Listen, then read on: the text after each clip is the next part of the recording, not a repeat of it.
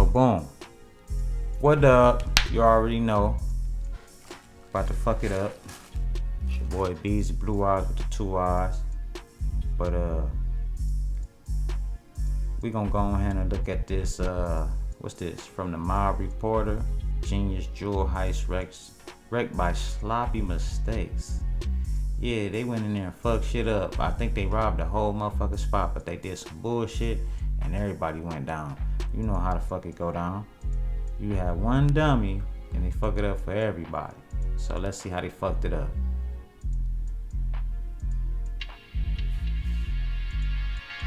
These jewelry heists were highly orchestrated and certainly brazen. They were heavy-handed for sure, but in a surprisingly calculated way. Yes, there was a smash, and definitely a grab, but behind the scenes there was so much more going on.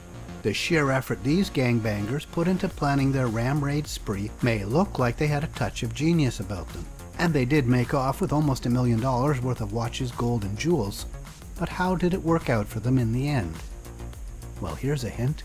When the pants you're wearing get stuck on a fence during your getaway and end up on a forensic examination table, it's not going to be a good day. It's over for your and ass. If your wallet, phone, and gun are with them, well, yeah, much more so.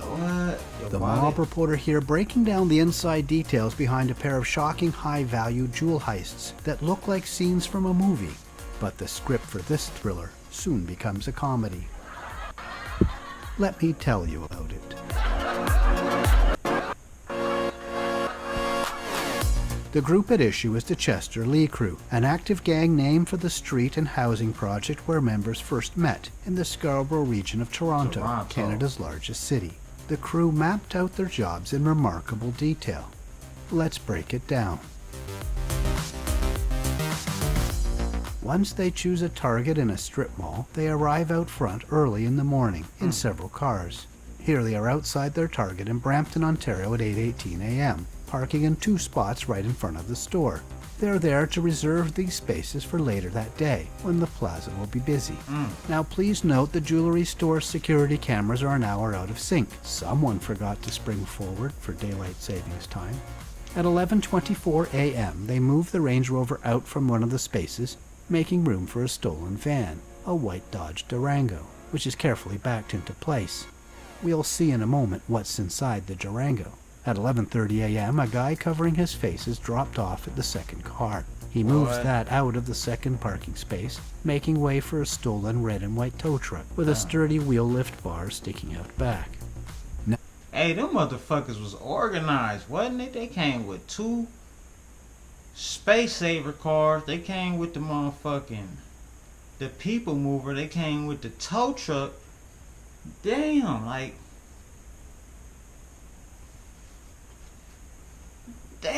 they came with everything. Now, a few minutes before this, 8 miles away, another guy in the crew saunters through a different plaza and busts off a couple of shots, harmlessly into the ceiling of a beauty salon. Rattled witnesses, of course, call police. This is meant as a distraction. Back at the jewelry store, the crew are waiting for police patrols to respond to the salon to buy them time and a little more space. It's now 11:37 a.m. Inside the store, the poor clerk is pretty oblivious to what's at play and what's about to happen, scratching his head and staring into space. Another day in retail. But outside, after waiting a few minutes for the distraction to do its job, it's time to move. The tow truck pulls forward to give it some runway, and then floors it in reverse, flying straight back, punching through the glass of metal frame storefront. They hopped out the whip soon as he hit the glass. Here's what it looks like from the inside. Smash. That poor clerk. Out of there. He certainly got a jolt, but thankfully no injuries. He wisely just got out of the way.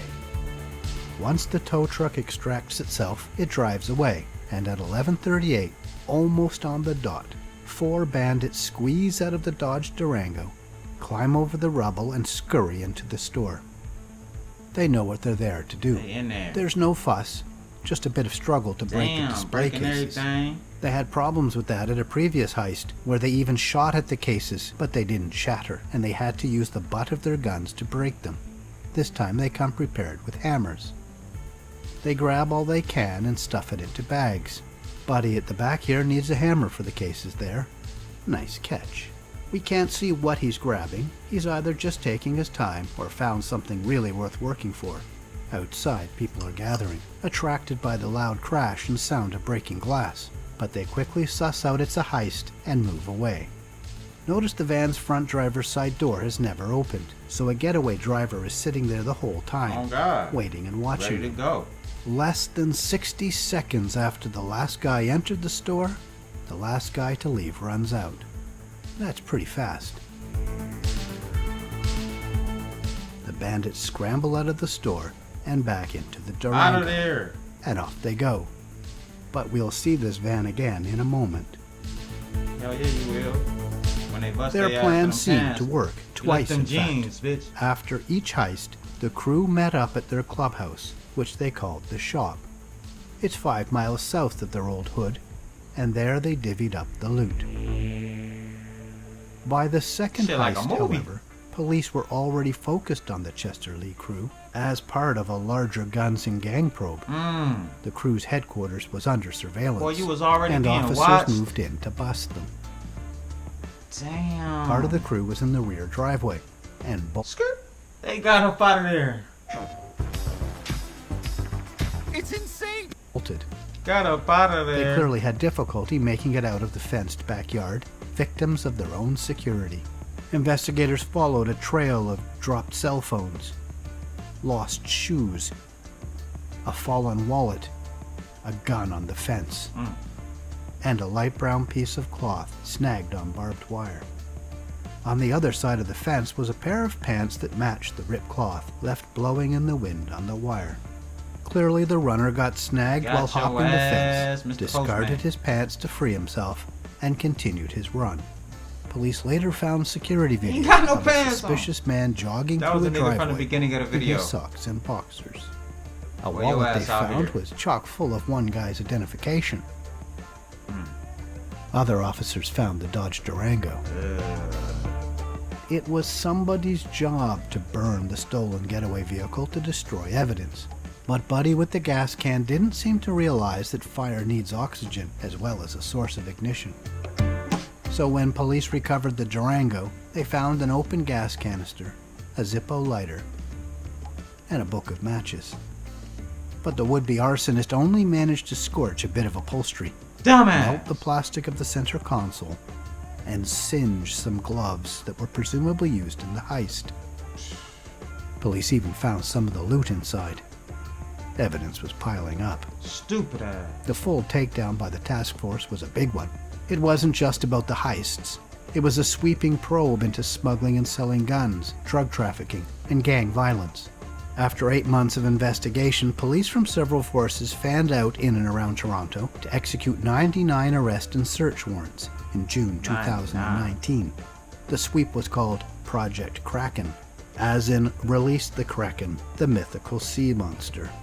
Investigators alleged the Chester Lee crew had links not only to other street gangs, but also with members of the Italian Mafia. That's pretty much the top of the food chain in Toronto's underworld. 73 people were hit with hundreds of charges. Damn.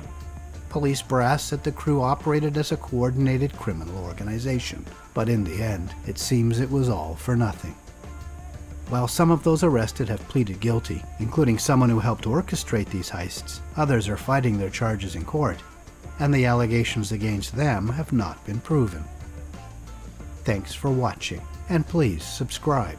Be sure to tap the bell They to got turn on straps notifications. though, but what I want to know is which dummy was it that didn't know how to burn the fucking vehicle? You in there, you got a fucking gas can, a lighter, and all that shit, and you can't burn a fucking vehicle? You deserve to take your ass to jail for being so stupid. What do you mean?